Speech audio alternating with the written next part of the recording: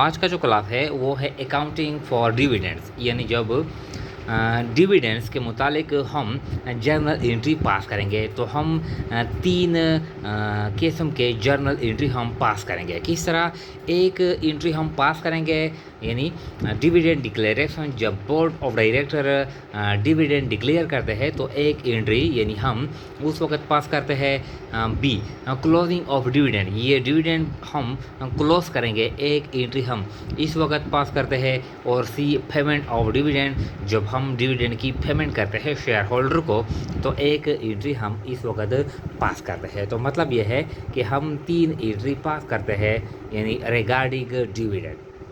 तो देखें, जो डिविडेंड डिक्लेरेशन हम करते हैं, हम फ़र्ज़ करते हैं कि मिसाल के तौर पर जो यानी नेट इनकम है या नेट प्रॉफिट है, नेट प्रॉफिट, तो जो नेट प्रॉफिट है ये फ़र्ज़ करते हैं कि ये 3 लाख है, 3 लाख। अब इस 3 लाख में से यानी 2 लाख क्या करता है, 2 लाख डिविडेंड यानी पेमेंट करता है, 2 लाख डिविडेंड डिक्लेयर करता है। मैनेजमेंट ने डिसीजन कर ली कि हम यानी जो नेट प्रॉफिट है, नेट प्रॉफिट में से यानी 2 लाख हम डिविडेंड यानी पेमेंट करेंगे। तो पहले वो डिक्लेरेशन करते हैं। जब डिक्लेरेशन करते हैं तो हम जर्नल एंट्री पास करेंगे। तो किस तरह हम जर्नल एंट्री पास करेंगे, देखें, इस तरह हम एंट्री पास करते हैं कि डिविडेंड्स डेबिट, डिविडेंड डेबिट और to dividends payable credit, dividends payable credit कितना है, ये 2 लाख। यानी जब हम डिविडेंड डिक्लेयर करते हैं तो ये एंट्री पास करेंगे, डिविडेंड डेबिट और डिविडेंड पेबल क्रेडिट, इस तरह ये एंट्री पास करेंगे। ये यानी नरेशन में लिखेंगे डिविडेंड डिक्लेयर्ड, डिविडेंड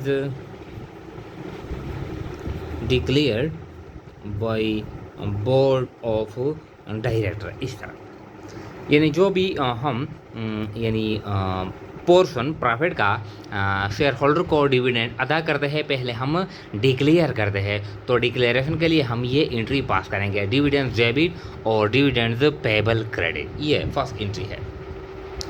अब चूँकि ये जो डिविडेंड है, डिविडेंड फिर हम क्लोज करेंगे साल के आखिर में, डिविडेंड्स हम क्लोज करेंगे। तो ये जो डिविडेंड हम क्लोज करेंगे, किसको हम क्लोज करेंगे, रिटेन्ड अर्निंग को क्लोज करेंगे। डिविडेंड्स हम रिटेन अर्निंग को क्लोज करेंगे। तो देखिए, यानी यहाँ पर डिविडेंड क्या है, डेबिट है, इसको हम क्लोज करते हैं तो ये क्रेडिट करेंगे। लेकिन इसके लिए क्या डेबिट करेंगे, retained earning, retained earning debit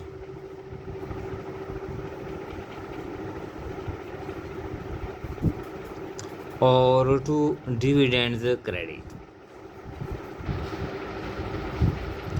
कितना अमाउंट है, 2 लाख। तो 2 लाख और ये 2 लाख, ये हम यानी साल के यानी आखिर में करते हैं, यानी जो दिसंबर 31 यानी 2022 ये हम साल के आखिर में करते हैं जब हम क्लोजिंग एंट्री पास करते हैं। इस तरह रिटेन अर्निंग डेबिट और डिविडेंड्स क्रेडिट कितना है, 2 लाख, ये हो गया।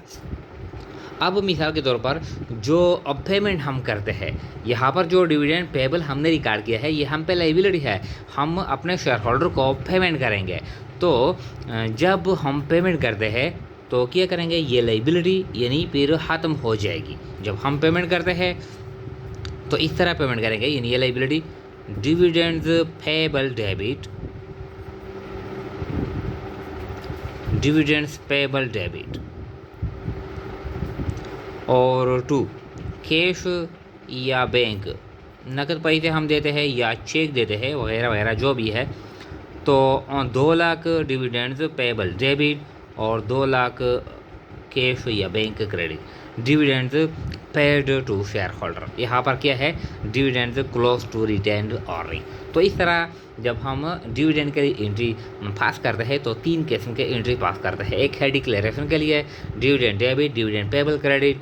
दूसरा फिर हम पास करेंगे क्लोजिंग के लिए retain earning debit to dividend credit. और थर्ड जो एंट्री हम पास करते हैं पेमेंट के लिए डिविडेंड पेबल डेबिट और टू कैश या बैंक क्रेडिट। तो ये 3 एंट्री हम डिविडेंड के मुतालिक हम पास करते हैं।